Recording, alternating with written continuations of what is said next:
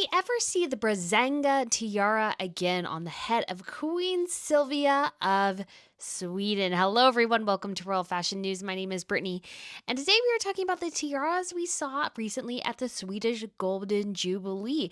And one of the tiaras, which is perhaps the most impressive one of the Swedish collection, well, it is the most impressive one of the Swedish collection, let me rephrase that, is a Braganza Tiara. And this one is massive. It's only worn by queens, very rarely ever taken out of the country of Sweden. And when we saw this on Queen Sofia, I wondered, will this be the last time we see this particular tiara on Sofia's head until Victoria becomes queen? I think that's a very interesting question. So we're going to go over some of the tiaras we saw and some of the outfits here at the gala for the Swedish Golden Jubilee. And I'm going to give you guys my thoughts and share with you a bit of the history about the tiaras. And so without further ado, let's get started. And like we said, we're going to start off with the biggest of the big, or the big guns, as us in the avid tiara watcher community like to call it, and that is the Braganza Tiara that Queen Sofia wore to this event. It is huge. It's about 5 inches tall and probably weighs about 2 pounds. Some records indicate that it could weigh as much as 6, but that seems highly unlikely. But it weighs about 2 pounds or maybe a little less. It is a very big tiara, very heavy. Generally, the big ones are the heaviest. And so this one has sort of the nickname the Brazilian tiara.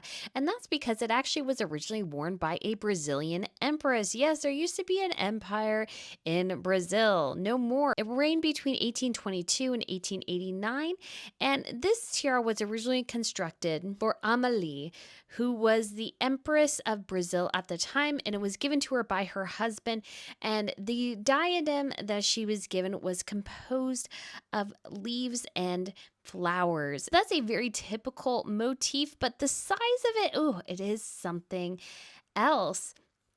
And so how did this tiara end up in Sweden? Because you wouldn't think there's a big connection between Sweden and Brazil, but actually it came over because Amelie ended up going back to Europe after her husband abdicated the throne. And then when she died in 1873, she left it to her sister, Queen Josefina of Sweden and Norway, which is pretty common for family members to leave tiaras to each other. And so this one has been in Sweden ever since. It is worn by all the queens, reserved for all the queens. It was once worn, I guess, by a crown princess of Sweden, and that was actually to the coronation of King George VI and Queen Elizabeth in 1937. That was the last time and only time really it has been worn by somebody who was not the ruler of Sweden, but obviously she was the crown princess and future queen. Queen Sofia has brought this tiara out for many important occasions, including most famously perhaps the wedding of her daughter and heir, Crown Princess Victoria.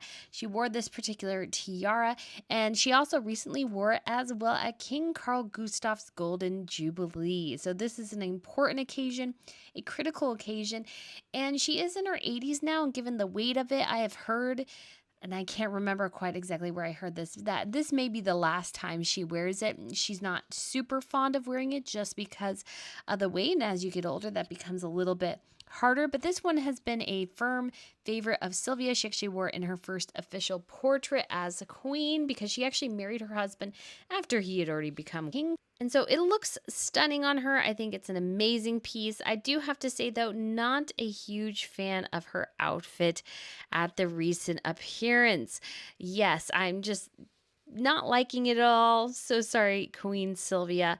But I do appreciate that her outfit is in gold because it makes sense to be gold because it is the Golden Jubilee. I forgot to mention as well that there's even a more special note, a specialer note to Queen Sofia wearing this tiara, and that is that she herself is part Brazilian. Her mother was born in Brazil, and she speaks, I believe, a little Portuguese, or is fluent in Portuguese. I can't quite remember. She's actually a linguist, so she knows at least 5 or 6 languages, including Swedish and English and German and French and Portuguese, and so she is quite the talented lady, so it seems even more appropriate that she wears the Braganza tiara. She had married Dom Pedro I, and this for me is of course a little special because, as you know, my mother was Brazilian, and Empress Amélie was very much loved in Brazil. This we only wear on very, very, very special occasions, on a state's visit or other important occasions like His Majesty's 60th birthday, for instance. I wore it on Crown Princess Victoria's wedding.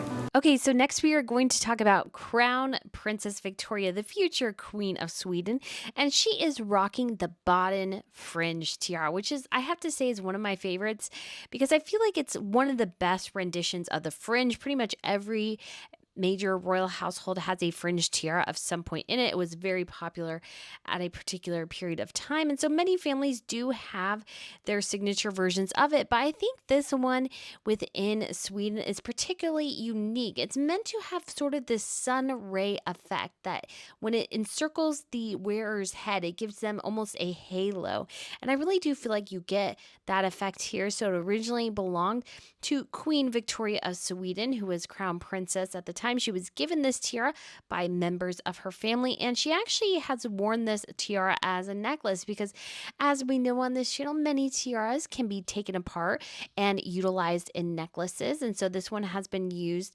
as that, and it was also used as sort of a chestal ornament piece by Queen Victoria for her son's wedding.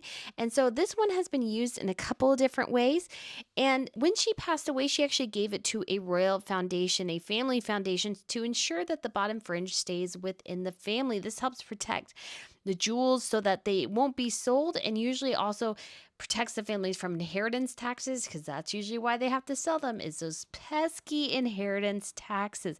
Yes, I know some people want to tax the quote-unquote rich into oblivion, but I think when it damages royal families and historic pieces like this, forcing families to sell these in order to pay the debts, I feel like the country is the one that ends up losing out for the most part. So this bottom fringe tiara is quite famous. Victoria is one of the most frequent wearers of this tiara. There are reports that apparently it was left solely to the discretion and use of the crown princess. I mean, it has been worn by lots of other people, including the queen, the king's sisters, and even the king's aunt, Aunt Lillian, who was very, very close with the family, but its most frequent wearer has definitely been Crown Princess Victoria. So I think there is some volition to the idea that this is made just for direct use of the Crown Princess. If she decides not to use it, then she can give it to somebody else.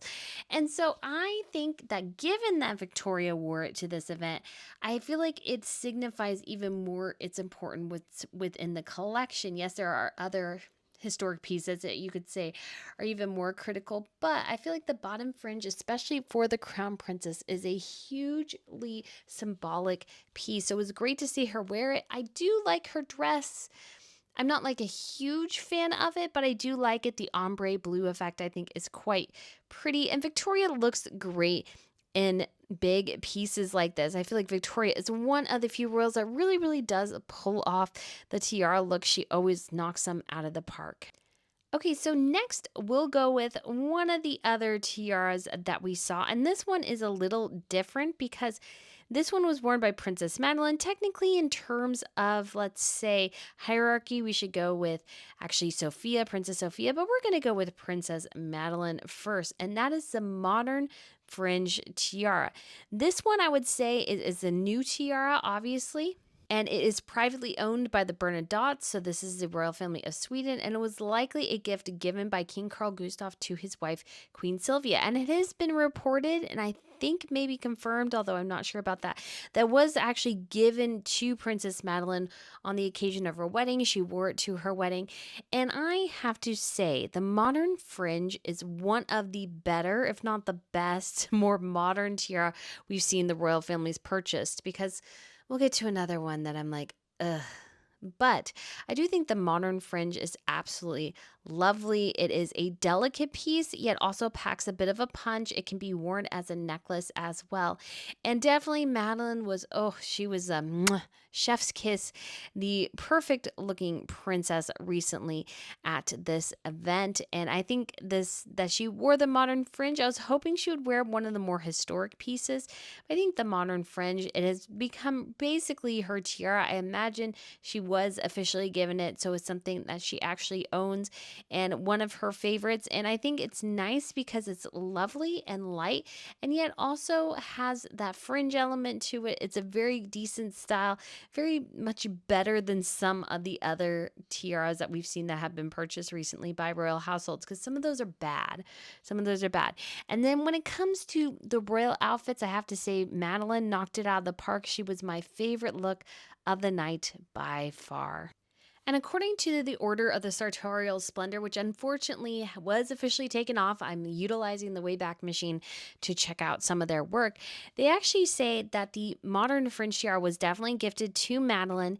And not only that, but it may actually be an older tiara or one that was a copy of something made earlier, because there is a picture apparently from 1902 with the Countess of Tankerville, who has a very similar tiara. It's not surprising at all. We've had several royal families that have purchased tiaras either from other family members or from other auctions or those sorts of things. I'm thinking of you, Crown Princess Mary. That's where we've seen that before, so that is not a surprise in the slightest. So this next tiara is one that is owned by Princess Sofia of Sweden and was given to her on the day of her wedding. It is the Princess Sofia, for lack of better term, Palamet tiara. This one has multiple configurations, and I will have to say, when she first debuted it, the way it sat on her head was weird. It like sat sort of too far up at the top, didn't really hug her hairline the way a normal tiara should, but they did go ahead and fix that, so that now has become, I think, a really good tiara for her. And what's most interesting are those top stones. So when she originally got married, they were placed with emeralds. And now we have pearls, turquoise, citrine, I believe blue topaz. So now we have several colors. And for this most recent appearance, she debuted citrine. So this is more of an amber colored stone. And she wore these toppers at King Carl Gustaf's Golden Jubilee. It sort of made sense as gold toppers, Golden Jubilee. So that sort of made sense. I will have to say, I'm not liking her dress at all. I think it's rather unflattering.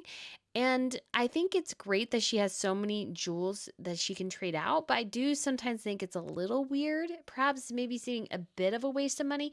Now, understand me, I understand how great it is that she has a tiara that she can call her own. But the Swedes are blessed with riches beyond our imaginings. They have lots of amazing, amazing tiaras.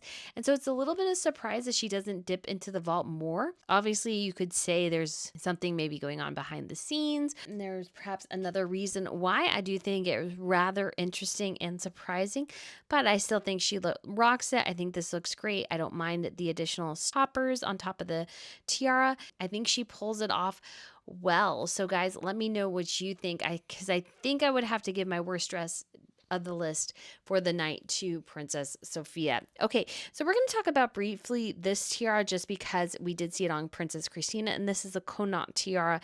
It is one of the most unique, I would say, within the Swedish collection and other royal families, because it has this very delicateness and it has these diamonds that move on top and everything. So it's a very different tiara than a lot of the other tiaras. And so this was a wedding present given to Margaret Connaught by her parents, the Duke and Duchess of Connaught and Strathern. So Margaret's father was a son of Queen Victoria and Prince Albert. And so her uncle was King Edward VII of the United Kingdom. And so they bought this tiara from E. Wolf and Co.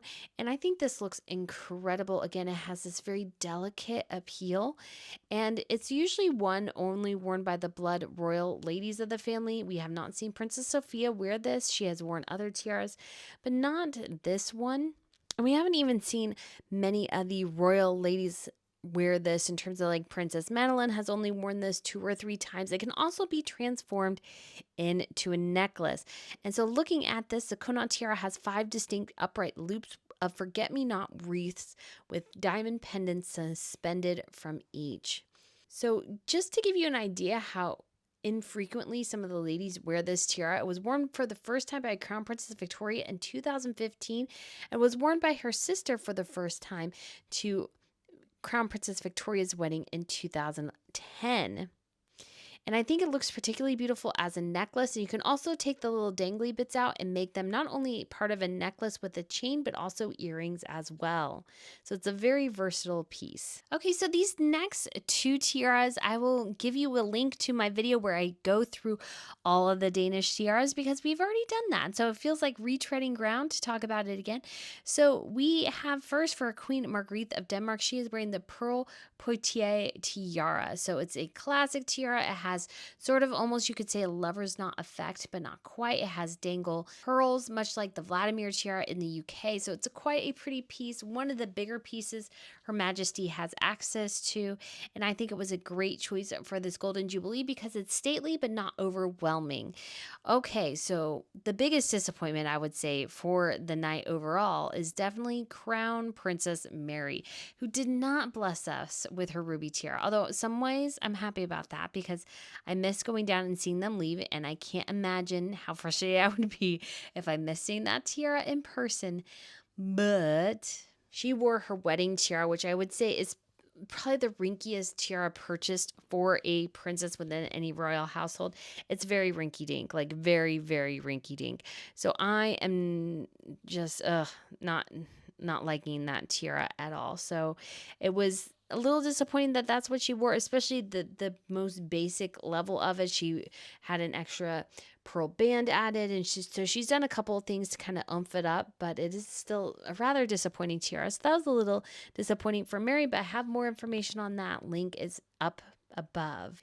So the last tiara we have on our list is one that technically sort of did belong to Denmark at one point, but now officially belongs to the Greek monarchy, and that is the Khedive tiara of Egypt. So this is tiara that was given to Princess Margaret Connaught. So she actually fell in love with her husband while they were on vacation in Egypt. He was the future Gustaf IV Adolf. And so because of the love story between the two of them beginning in Egypt, it was determined that, hey, Egypt needs to get them a tiara or a piece of jewelry that represents their love story. And so they decided on this one. And so Margaret wore it when she was Sweden's crown princess, and then ended up going over to, or the future Queen Ingrid of Denmark. She was lent it as a wedding gift. And then it became sort of an unofficial, official piece of heritage where every female descendant of Queen Ingrid has worn this tiara for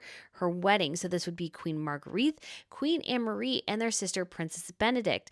And so actually it still is within the family and has been used by every female member of the family for their wedding. And when Ingrid died, she officially left it to Queen Anne-Marie. And Anne-Marie added a higher base to it, so the tiara sits a little bit higher on the head, and it continues to be used by female descendants of Queen Ingrid. The next one who can use it technically sort of officially is Princess Theodora of Greece. The problem is that Greece no longer has a royal family. So what happens to this tiara? Is it given to another member like Princess or Crown Princess Marie Pavlos of Greece, whose family has a lot of money? Perhaps part of the reason why she ended up marrying into royalty. So did one of her other sisters married into the von Furstenberg family, and then the other one married a Getty. So she is the only one, though, I believe, still married to her initial husband. So they were known as the Miller sisters, the three of them. And so she could actually have this tiara and not worry about having to sell it. But what happens in the future? I think this is something hopefully Anne-Marie is thinking about. It might be left back to the Danish royal family, but we shall see. So one tiara I forgot to mention when I was doing this video is the Norwegian Emerald Pearl Tiara. So this is one that is worn by the highest lady in the land. So that would currently be Queen Sonja of Norway. And this tiara has a very, very storied history. It actually began probably in the 1800s. Some of these emeralds might have been mined from Russia. And there is a long history here. So I will save it for a future video on the tiaras of Norway. But the big thing here is that it was originally part of the Swedish royal family, but during World War II, Princess Ingeborg, who owned the tiara at the time, she actually gave it to her daughter, who was the crown princess of Norway. And she told her when they went to the United States to escape the war, she gave her this emerald tiara and the necklace and the earrings and told her, if you need money, sell this tiara. And fortunately, Martha did not have to do that.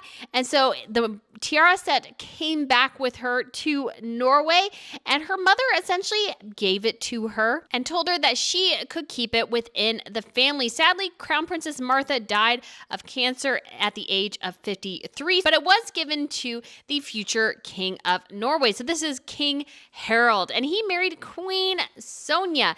And so this tiara, in modern times at least, has only been worn really by Queen Sonja. It was reserved for the queen. The next queen we shall see it on shall be Crown Princess Mette-Marit of Norway, who unfortunately could not attend these festivities as she has chronic pulmonary fibrosis and apparently was not feeling well and so was unable to attend. But guys, this tiara really does have a long, amazing history, but we shall get to it in a future video. So guys, let me know what you think of this video. Let me know what you think your favorite look is.